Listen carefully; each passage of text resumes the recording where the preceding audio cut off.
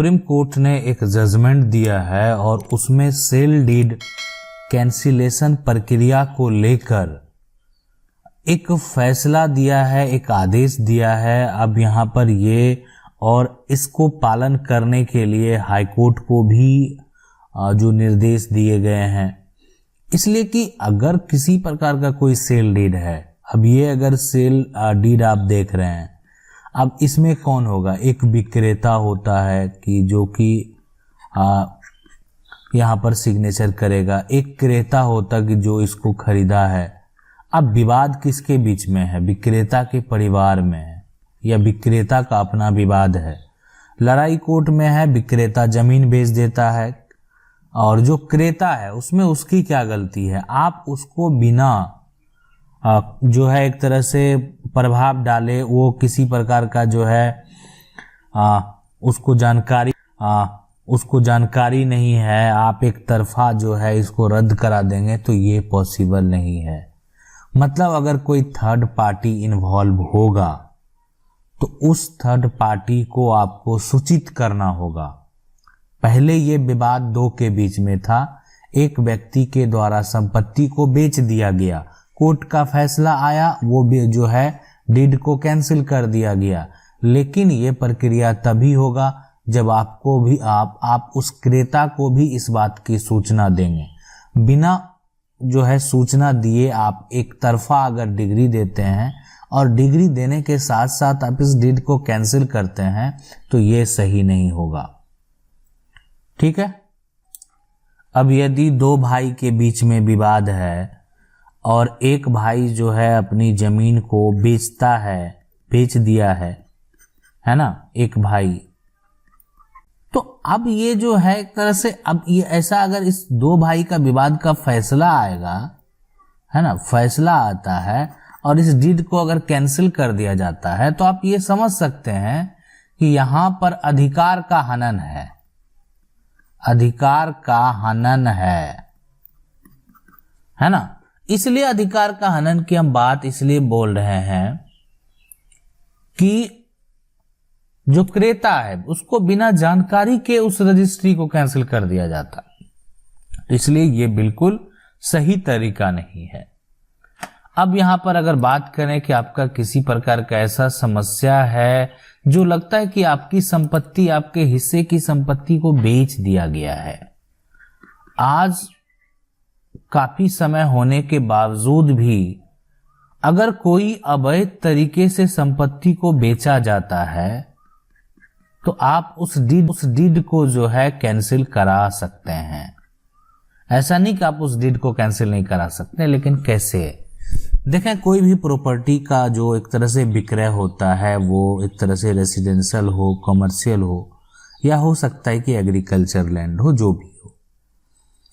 अब मान लेते हैं कि आपने घर बनाने के लिए जमीन खरीदा, ठीक है, या आपका जो है एक तरह से भाई जो हैं, बड़े भाई होंगे, छोटे भाई होंगे, या दादा होंगे, चाचा होंगे, जो भी होंगे, भाई होंगे, चाचा होंगे, तो अब ये क्या किए कि आपका जो हिस्सा है वो रेसिडेंशियल प्रॉपर्टी, कहीं पे घर बनाने वाली प्रॉपर्टी है, और आपका हिस्सा भी जो है वो बेच देते हैं। तो आप कभी भी इसकी रजिस्ट्री को आप कैंसिल करा सकते हैं। अब सवाल है कि ये डीड कैंसिल होता कैसे होगा? स्पेसिफिक रिलीफ एक्ट में ये प्रावधान है ना, एक्ट में है, बहुत सारे यहाँ पर भी टर्म है, और आगे हम सबके बारे में आपको बताएंगे कि आखिर क्या क्या प्रावधान है, कैसे।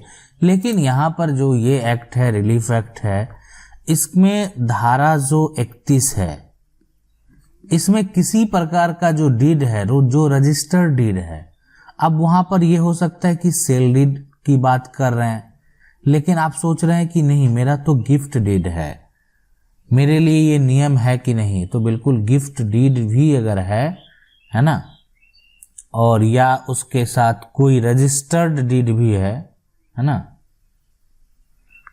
तो भी ये जो है यहां पर आप इसको कैंसिल करा सकते हैं। तो सेल डीड हो, गिफ्ट डीड हो, या किसी प्रकार का रजिस्टर्ड डीड हो, सभी को आप जो है यानी स्पेसिफिक रिलीफ एक्ट के तहत आपको केस फाइल करना होगा। और धारा 31 में ऐसा प्रावधान है कि आप किसी भी रजिस्टर्ड डीड को कैंसिल करा सकते हैं। देखें, कैंसिल कराने के बाद क्या इस पे कैंसिल लिखा हो जाता है? ऐसा तो नहीं।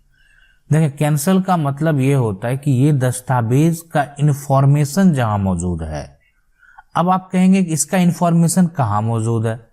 तो इसका इंफॉर्मेशन मौजूद है निबंधन कार्यालय में, जहां पर आपका डीड का रजिस्ट्रेशन प्रक्रिया होता है, जहां पे आप इसको रजिस्टर्ड कराते हैं।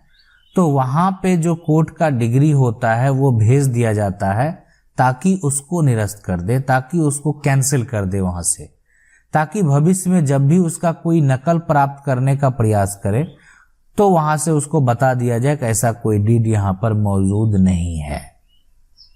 अगर अब वहां से इंफॉर्मेशन को निरस्त कर दिया गया है, ठीक है, तो फिर आगे उसकी कोई मान्यता नहीं। आप ये कागजात लेके घूमते रह जाएंगे, लेकिन उससे किसी प्रकार का कोई भी फायदा नहीं होने वाला है और ना ही किसी प्रकार का डिटेल आपका ऑनलाइन रहने वाला है।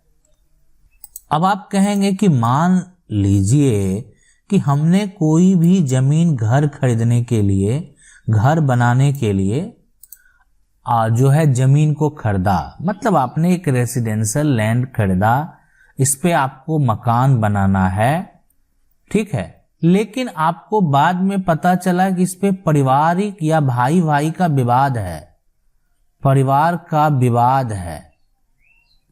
आपको कोई तंग नहीं कर रहा है, आपको कोई आके यहां पर परेशान नहीं कर रहा, लेकिन आपने ये संपत्ति को खरीदा है, ठीक है, आपने जो है इस पे एक तरह से अभी तक किसी भी प्रकार का कोई कार्य नहीं किया, सिर्फ आपने बाउंड्री दिया, लेकिन यहां पर परिवार का तो विवाद है, कोर्ट में इसका केस तो चल रहा है। तो जब ये फैसला आता है ना, तो फैसले से पहले जब अगर कोई थर्ड पार्टी इन्वॉल्व है तो आपको भी सूचित किया जाएगा, और ऐसा ही सुप्रीम कोर्ट के जजमेंट में आदेश था। लेकिन अगर आपका डीड जो है वो कैंसिल कर दिया जाएगा तो आपका तो जमीन हाथ से चला गया, तो आप क्या करेंगे? क्या आपको ऐसा कोई प्रावधान है जिसमें आप अपना पैसा वापस पा सकते हैं? तो जब आप वहां पर एक तरह से आप एक पार्टी बनाए जाएंगे तो आपके भी एक वकील होंगे। अब यहां पर जो स्पेसिफिक रिलीफ एक्ट है उसका धारा 33 ये कहता है कि यदि आपका डीड जो है वो कैंसिल हो जाएगा, है ना, तो उसके बाद जो एक तरह से क्रेता है, खरीदने वाले हैं, उसको पैसा भी आप अपना पक्ष रखेंगे ना, धारा 33 के तहत जो है कि अगर ठीक है आपका डीड अगर कैंसिल किया जा रहा है तो हम जितना पैसा पे किए थे, देखें एक सबसे बड़ी बात है कि अगर आपने अधिक पैसा पे किया है उस प्रॉपर्टी के ऊपर, आपने कुछ ऐसे पैसे पे किए हैं जो कि आप भी शो नहीं कर सकते हैं, वो तो आपको वापस नहीं मिलेगा। इसलिए तो नहीं किया, इसलिए कि जो आपके डीड में मेंशन है अमाउंट वो आपको जरूर वापस मिलेगा, ठीक है। तो अब ये जो पैसा है आपने, ठीक है, आपका अगर आपने अधिक पैसा भी दिया लेकिन आपके पास प्रूफ है, आपने जो भी दिया वो गलत तरीके से नहीं दिया, तो पर जो है आप अपना पैसा भी वापस पा सकते हैं।